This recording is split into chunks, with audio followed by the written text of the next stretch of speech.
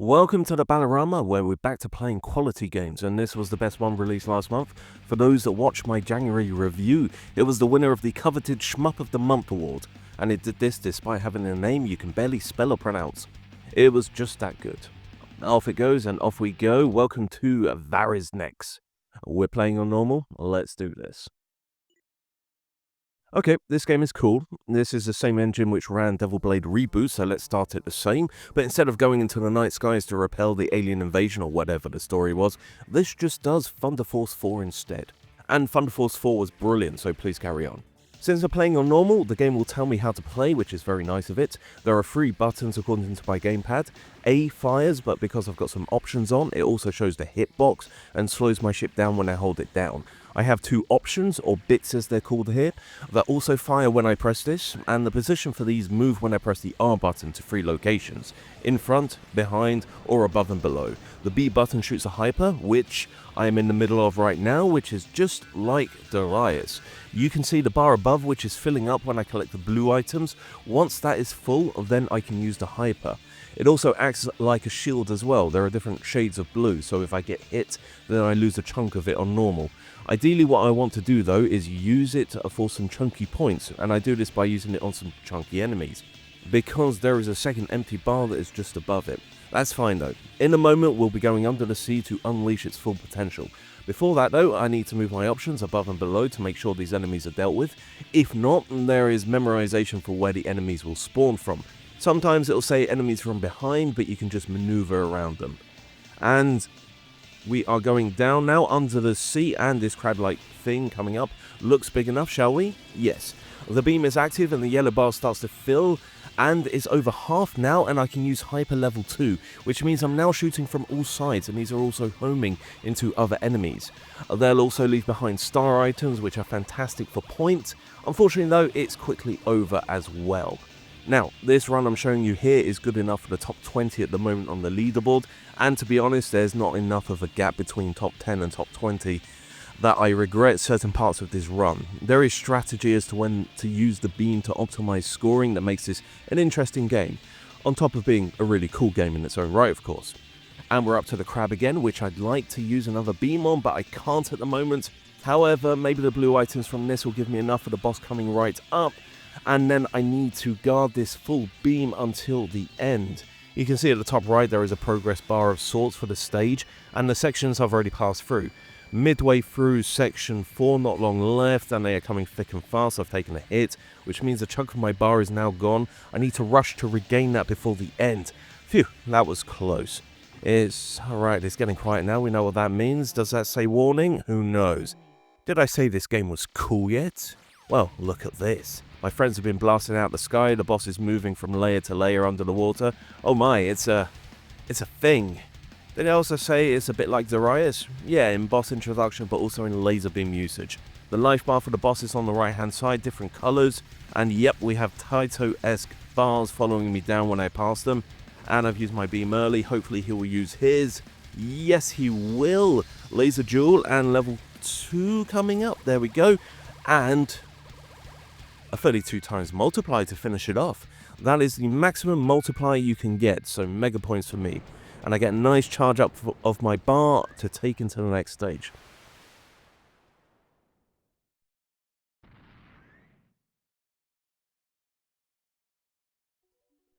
Had it not been for Devil Blade Reboot, I would have never known what this engine was capable of. While this is probably not pushing it to the same levels, artistically, it is doing some wonderful things as we zoom past this cityscape, slowly coming into view.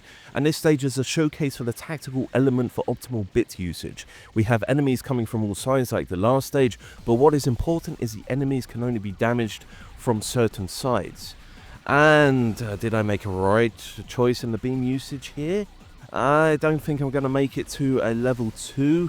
Nope, but that's fine, because the yellow bar, if not used, then transfers over to the blue bar at the end, so it's not completely wasted. I feel like Crimson Clover does the same thing with its double boost mechanic, but maybe not a one-to-one conversion like it is here. So these walls can only be hurt when you hit it, the Star Fox style flashing parts. If you want to get through them, that is. I don't see the point, but there are other enemies with similar mechanics, some of which will be coming up shortly. Maybe a double will be on the cards here. Yes, there we go. Unfortunately, not much time left to enjoy it, but we got a 32 times multiplier on that blue wasp thing, and enough to get over 2 million points. That means I have an extra life. These are on the bottom right, and to show how questionable the score was from my first clear, we're nearly halfway there, and as you can see, we're not far into the video. Don't worry, I can't sustain this amazing performance, there will certainly be drama. And here is one of those enemies that I spoke about. Only one side can be damaged, and it spins. Sometimes it's possible to hit with the diagonal nature of the bit in front, but there will be future combinations where it's a bit trickier. Okay, double beam, and we're now halfway through to a half high score. Personal high score, of course, since it's over. But since it's over, the beam is down to 0, and that's part of the tactical nature of its usage. If, for example, that is in no way based in reality or past deaths, I use a beam on a boss and then come out with nothing, one hit is my death.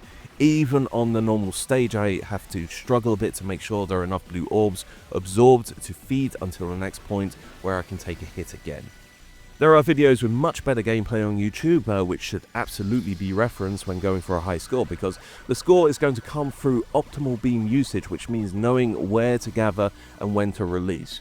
This is a survival run. I'm not sure how many points I'm missing out on by beaming at the wrong location yet, and something that you do not want to do is to go kill a boss with an empty beam meter, because you're ruling out a quick kill. We have some stalactites and stalagmites here, and they are gone. Thankfully, the tunnel had a quick end, and here comes a boss. Sadly, a little over half full. I'm not sure if I'm going to get a beam off here. Oh my, such presentation, and the star of the show. Yep, I've seen this one here and plenty of other shmups. I think Drainus was the last one for me. I'm going to be sandwiched in by these beams. I'm going to be sandwiched in by plenty of beams going forward. The splurts don't help, but try playing this on hard, it gets much worse. Still not enough on the beam meter. Those green ones were not the ones that you could reverse anyway. And it's this one here. Let's go for it. Come on. Double beam. And there we go, 32 again. And we're nearly up to 4 million points at the end of the second stage. That is very good. Now it's time for all of this to go downhill. Next stage.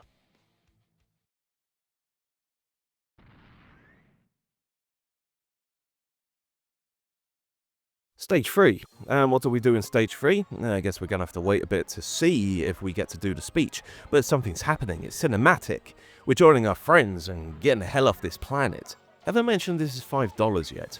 It's insane how much effort has gone into this, and they think it's only worth $5. Of course, despite running at 4K, this is very much a low resolution experience. I mentioned on my January video that it reminds me of a GBA. So a very much compromised version of a pre-rendered 2D game with a UI that could very well make sense on a handheld of that size. It has a goal, and it's working, and it's being exciting whilst doing it, which puts it leaps and bounds ahead of the likes of Signy and R-Type Final 2 that put production values above gameplay. It's a shame though we're not doing diagonal shmup here like the little part of G Darius. However, the end state is still the same. We are ascending, and it looks like my squadron is coming with me. Yeah! No saving humanity on my own in a prototype ship for once. Of course, this is not the first game to have been done by this developer. On Steam there are 2 other games which are equally warmly recommended in Sugesta Z and Kaiken. It's okay, I'll put links in the description because they are not as hard to spell but still quite a challenge. I really hope that satellite wasn't important, but at least it's coming down rather than blowing up into pieces like in Gravity. I hear that's a bad thing. Through the atmosphere we go. And we will of course have visual effects for this. Of course there are transitional effects. Look at this, it's brilliant. And, of course, something huge has just flown past us. $5 folks, and I get to say the line. Ever since R-Type did it in 1987, it's become a bit of a trope that instead of having a normal stage where you take everything apart from left to right, you instead have to take apart a giant ship, piece by piece. And since that took place on R-Type Stage 3, here we are in Varyznex Stage 3. Here is our pre-rendered low-res spaceship, and it's going to take full advantage on the mechanics offered in this game for us to rip it to pieces. Nice spaceship. It's a giant cannon which is shooting us from behind, so I'm shooting backwards. We're coming out to the next piece, and there are a couple of ways we can do this, and for the time being I will shoot from behind. And we're coming across a lattice of lasers, and the main laser is going to move up and down. If I was a bit braver in this situation, then perhaps I could have stayed on top of the laser and just shot down, but I'm not brave and it's over anyway. I'm only selectively a speedrunner when it suits my narrative needs. It's not in my blood. I lied. I'm sorry. More Taito right angle lasers coming at me from the next target, and some Taito curved lasers as well. Is there an equally famous non-Taito game that uses those laser types? If so, let me know in the comments, and this game doesn't count. Double laser, unfortunately the paratroopers popping out are protected momentarily by the door but that doesn't stop me moving in front. Now I think this is the final part. Yes, the branding has now made that clear, and it's a bit of a disappointment, at least on normal. I don't know if there's an extra difficulty you can unlock, by the way, but from the start there is just normal and hard to choose from. And I'm just going to sit here and shoot up. I could probably change to a normal shot right now, but the ship's not travelling very far. Unfortunately, I have taken a hit as I forgot how that attack worked, and I'm just flying too close to the sun at the moment. Only a little bit further to go, and this is in the bag, and we are done. And that's the end of the stage. We went into space and killed ourselves an entire Star Destroyer without having to send an A-Wing into the control center. Good job. We don't get any respite though, because we're immediately into stage 4, and this is a fairly novel approach. We're just going to have a boss in this stage, and that's it. If it ever stops dancing around, that is, and does its job and goes into my crosshairs. Unfortunately, he gained options and absolute cheat this boss, and I wasn't feeling comfortable enough to navigate that deluge of straight bullets, which led, well, it led to my death. My first death. Oh no. And when you die, you come back with one section of the beam bar already filled, so good enough for one hit. Thankfully, this coincided with the end of the previous phase, but a quick kill is now out of the window. Sadly, I don't think there's any way to kill the options. You just have to deal with the laser and these splurts, and thankfully after a while they are quite predictable in their patterns. 2 more bits of life left. What can I do? We're back to repeating the earlier parts of this boss. Oh, I could have just hidden down there. How very silly of me. It will come in handy though when I play this through on hard. Okay, going down underneath the laser. The beam doesn't go all the way down to punish me, thankfully. And unfortunately not much damage was done. Oh, there we go. That is it. That was stage 4. I feel like this could be a silly mistake. Okay, that looks like revenge lasers, but I won't be testing that theory. Charge up and let's go to the next stage.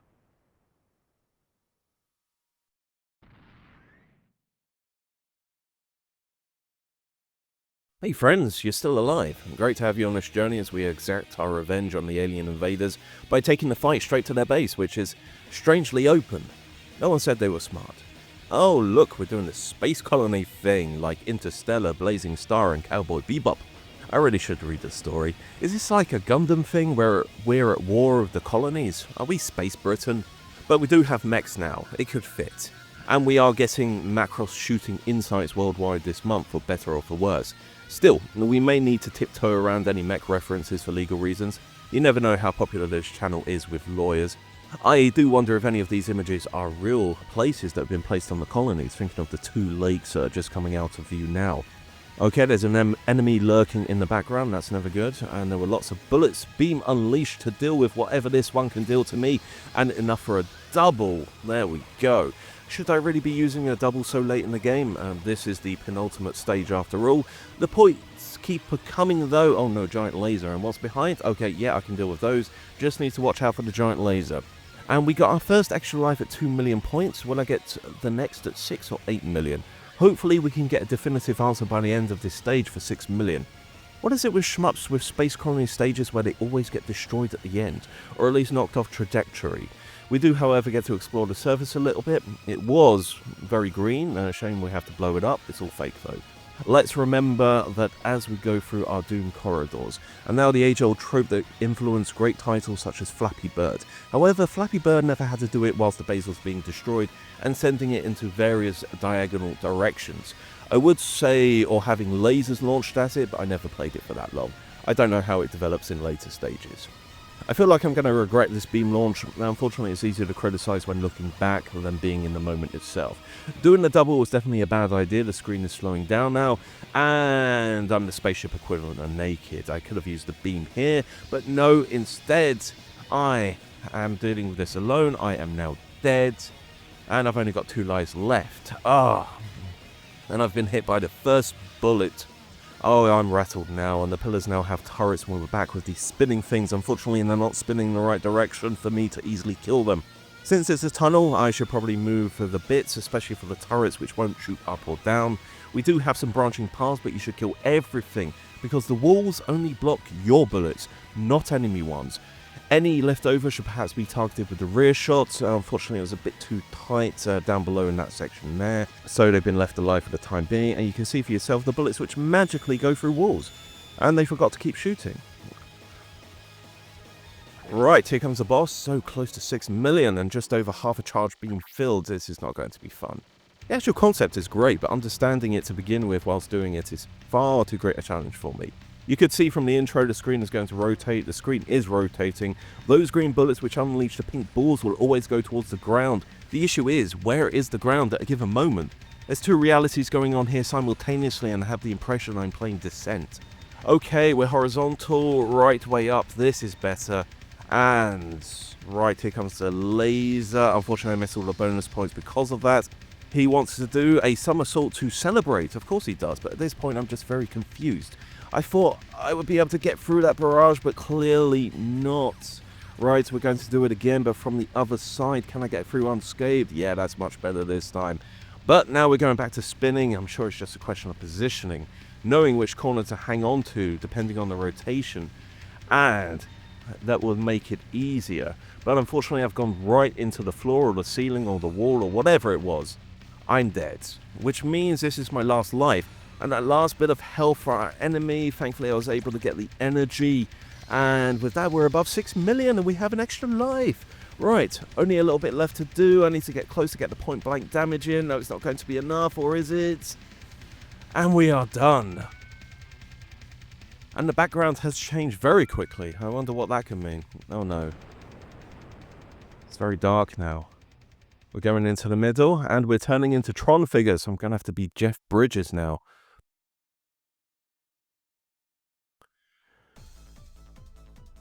The final stage, and we're in cyberspace, I guess, a very colourful cyberspace, like a pre-rendered disco. Unshaded polygons are coming out of the wormhole.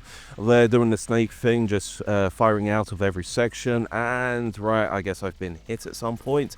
I should probably be more careful with beam usage here. Looks like there's no risk of getting a double, though, to tempt me into stupidity as we meld with reality, which means a small amount of yellow will give me some breathing room for this tunnel. There are these sections with bricks that quickly reappear. I think the answer is to stop continuously shooting them to guarantee consistency, but I found it very hard to storm through without taking damage.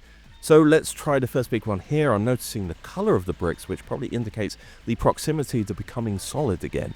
White and yellow should be fine, red is dodgy. But somehow I made it through that one, and right, we have lots of enemies being thrown our way, as well as the bombs, and now we're coming into the next section. I have got a full bar though, which means of course I can take a few hits, but through those turrets, and here comes the crossroads, a new section awaits, and some enemies to tempt me into me using my beam again, but down we go. The progress bar is showing halfway through, and there goes the beam, but there's not huge points to be won by doing those. Thankfully, this screw-up won't result in a double beam. Or perhaps it will. Yes, it did. Oh, admittedly, it has given me a lot of points right now, so I can't stay too mad at myself. And the aftermath has provided me a cushion of bar for the next section. I'm fairly sure I didn't get an extra life at 4 million, but if I did, I just wasn't paying attention. And could I get one at 8? We'll find out at the end. Now it's time for another tunnel and more of those gate things that I'll just ignore and go around.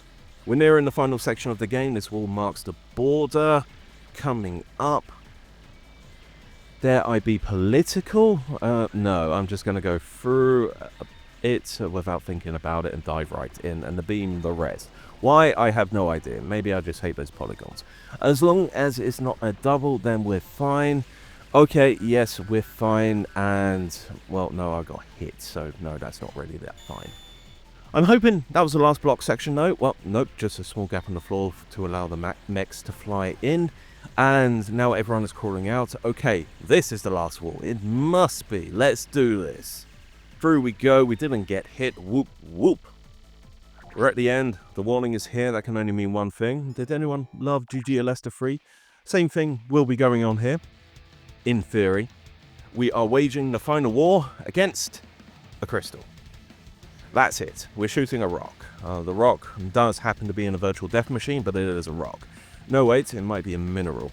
The mineral does change positions, as do the guarding elements, which means there's a bit of an RNG in play in hoping it's not blocked off by frontal attacks like it is at the moment. And of course, when you get there, the configuration changes once more. There goes the laser and the chance of an easy kill. Why are my options pointed down? Okay, this is a lot better, but now it's changed location.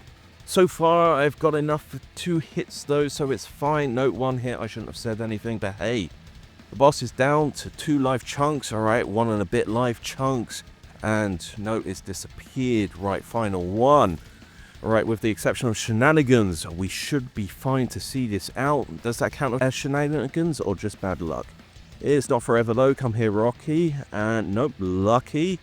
And we have some Taito curve lasers. Okay, we are done. Not the highest bonus ever received, but I'll take it. Oh, we're carrying on then. Okay, I guess we just want to witness the demise of the crystal as it falls and shatters to the ground. A bit morbid, but fine. I need to take care of the virtual butterflies. The snowflakes are fine as they shoot only in one horizontal direction, unpredictable. I've lost sight of the crystal. Oh no, where did it go?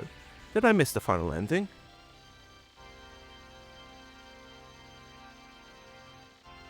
Oh, there you are. Ah, and what's this shadowy figure over there, in chains? Okay, that can only mean good things, I'm sure. And... oh no, the chains have been slashed off. And what's that supposed to be? Well, that's not his heart because he just ate it. Alright then, we have a crystal-eating, legally distinct Ava unit fighting us. I guess this is where the real boss after all. Easy to begin with, and he's just standing there. Okay. Right, as long as the gap is there between the lines, then it's fine. But no, unfortunately, I took a hit right there before the laser, which means no quick kill. That means a huge points bonus down the drain. Nope, not happy. Take some point blank. Okay, I'm going back, and twirly gems appear, and they can't be destroyed. Even more of them, and there's still no stopping Eva Unit 1, who continues to do its own thing. There goes the beam, not a great time, but hopefully I can generate a phase worth of pickups. It's going to be close, and I'm dead. Alright, last life, and I missed the phase bonus. So, 2 hits left, and here comes another beam. Oh, this is going to be close just a little bit more. And... done. Phew. Nice bonus for no reason. I get some beam bar. And sword through the gut. That's the end, folks. Nothing you could do about that. Or... oh, that's a lot of blood. Okay. So it looks like we're continuing this. And he now has a giant sword. New life bar. And we have even faster bullets. Hopefully his friends stay dead. I have 4 hits worth of bar left. I think I'm going to need every single one of them. But I'm not sure about those green lances which come out after the splurt. They didn't come close though, so that's fine. And we have here, danger, danger.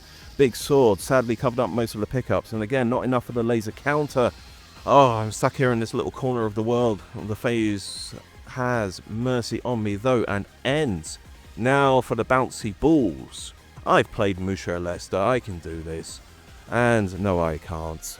I've been hit again. Last 2 sections of life, and we are repeating the phase again. It's a shame that the last boss has to do this, but I can't complain too much. Right, final section. Even more lances. Some of them are even coming close to me. Come on. Next will be danger, danger. Right, there goes the sword. You can't touch this though. Oh, I'm navigating my way through that very nicely. One last bit, and we are done. Ah, anything else? No, the skip button is there. So we're in story mode. Shinji is dead. Is that a good thing? I haven't finished the series. And we're just above 8 million. No extra lives, so no idea when that was supposed to come. And to reward us all, I get 0 Sankey bonus. Doesn't matter, finish game, defeated the target. And that is Varyznex. It's a great game. Ridiculously cheap at $5. It has an awful name. If you've made it this far and haven't already, please consider checking it out. It really is so cool, so fun to play, and it's clear there's a lot of effort has gone into this, and it's easy for me to call it Shmup of the Year so far, since it's only February when writing this, but it is still a great game in its own right. Thank you very much for watching. I hope to see you again soon. Bye now.